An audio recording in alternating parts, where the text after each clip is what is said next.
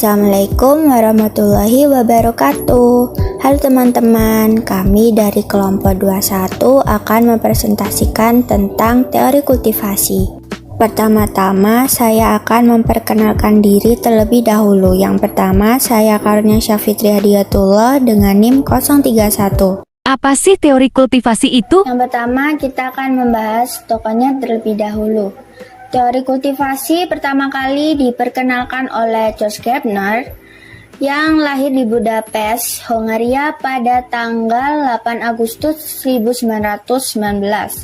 Ia meraih gelar sarjana dalam jurnalisme dari University of California. Dan dia juga menjadi dekan Annenberg School for Communication di University of Pennsylvania. Kemudian pengertian dan penjelasannya.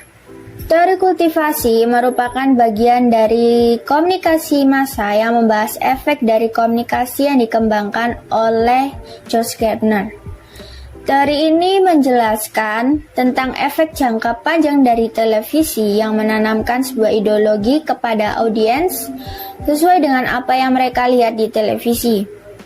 Sehingga mereka akan memaknai dunia sesuai dengan pemaknaan yang ada di televisi. Teori ini percaya bahwa televisi bertanggung jawab dalam membentuk karakteristik pemirsanya mengenai realitas sosial yang ada di sekelilingnya. Semakin sering seseorang menghabiskan waktu untuk menonton televisi, maka akan semakin kuat kecenderungan orang tersebut untuk menyamakan realitas di televisi dengan realitas sosial. Teori ini pada dasarnya menyatakan bahwa bagi para pecandu berat televisi, mereka akan membangun sebuah keyakinan yang berlebihan mengenai dunia. Mereka akan menganggap bahwa dunia itu sangat menakutkan dan berbahaya. Teori kultivasi berpendapat bahwa pecandu berat televisi juga akan membentuk suatu citra realitas yang tidak konsisten dengan sebuah kenyataan. Seperti kekerasan yang mereka lihat di televisi dapat menambah ketakutan sosial yang membangkitkan pandangan bahwa lingkungan yang mereka tempati terasa tidak aman dan tidak ada orang yang dapat mereka percayai. Dan karakteristik penonton dibagi menjadi dua, yaitu yang pertama light viewers dan yang kedua heavy viewers. Untuk light viewers merupakan penikmat televisi yang menonton televisi kurang dari 2 jam per hari. Sedangkan untuk heavy viewers merupakan penikmat televisi yang menonton lebih dari 4 jam per hari. Sikap dari heavy viewers yaitu semakin sering mereka menghabiskan waktu untuk hidup di dunia televisi, maka semakin cenderung mereka untuk percaya bahwa apa yang ditayangkan di televisi merupakan realitas sosial yang sebenarnya. Televisi akan membentuk cara berpikir individu dalam masyarakat dan hubungannya dengan satu sama lain. Pada dasarnya, televisi berbeda dengan media lainnya. Efek dari televisi dibatasi oleh penonton televisi dengan frekuensi. Dengan frekuensi yang tinggi, maka akan lebih mudah untuk percaya terhadap pesan media dan menganggap bahwa pesan tersebut benar dan pasti. Dalam analisis kultivasi, televisi memberikan kontribusi terhadap penciptaan sebuah kerangka kerja budaya atau pengetahuan dan meletakkan konsep-konsep umum. Kultivasi terjadi dalam 2 cara, yaitu mainstreaming dan resonance. Untuk cara mainstreaming ini terkait dengan penonton kelas berat, yang dimana simbol-simbol televisi telah memonopoli dan juga mendominasi sumber informasi lain dan ide tentang dunia.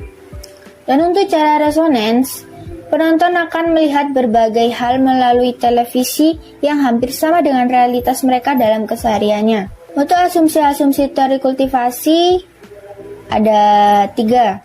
Dalam riset proyek indikator budaya atau bisa disebut Cultural Indicator Research Project, terdapat 3 dasar asumsi teori kultivasi, yaitu yang pertama, televisi memiliki perbedaan yang sangat penting dan mendasar daripada bentuk media massa lainnya. Asumsi ini menunjukkan bahwa spesifikasi keunikan dari televisi, yaitu kelebihan televisi menjadikannya istimewa. Seperti televisi tidak memerlukan adanya sederetan huruf-huruf seperti halnya media cetak lain.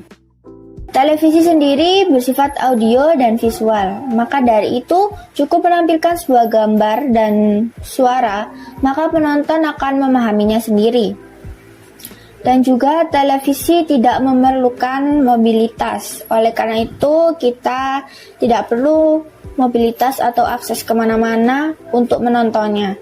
Cukup berdiam di rumah dan menyalakan televisi, kita sudah bisa menontonnya. Yang kedua, televisi membentuk cara berpikir dan berhubungan dalam masyarakat kita. Asumsi ini masih berkaitan dengan pengaruh tayangan televisi. Pada dasarnya, televisi tidak membujuk kita untuk benar-benar meyakini apa yang kita lihat dalam televisi. Dan berdasarkan asumsi ini, teori ini memberikan alternatif berpikir tentang tayangan kekerasan yang ada di televisi. Contohnya, misal film kartun yang menayangkan adegan sedang berkelahi atau sedang menuntaskan musuhnya, meskipun itu sudah diperhalus sedemikian rupa, maka tetap saja tayangan tersebut masih bukan suatu kebetulan belaka dan bisa saja dapat ditiru oleh anak-anak yang menyaksikannya.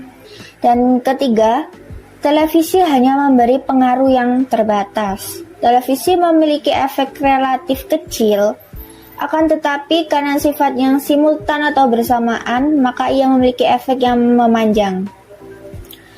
Televisi tidak harus mempunyai dampak tunggal, akan tetapi mempengaruhi penontonnya melalui dampak kecil yang tetap konsisten. Contohnya, misal pada saat penonton menyaksikan adegan mesra di antara dua orang yang masih pacaran dalam sebuah drama, maka penonton akan menganggap bahwa hal itu adalah sesuatu yang lumrah, karena dianggap menggambarkan kehidupan nyata yang ada di lingkungannya. Gardner juga menyatakan bahwa televisi merupakan suatu kekuatan yang secara dominan dapat mempengaruhi masyarakat. Dan televisi yang menjadikan sarana utama bagi masyarakat untuk belajar tentang dunia, orang-orang, nilai-nilainya, dan juga adat kebiasaannya.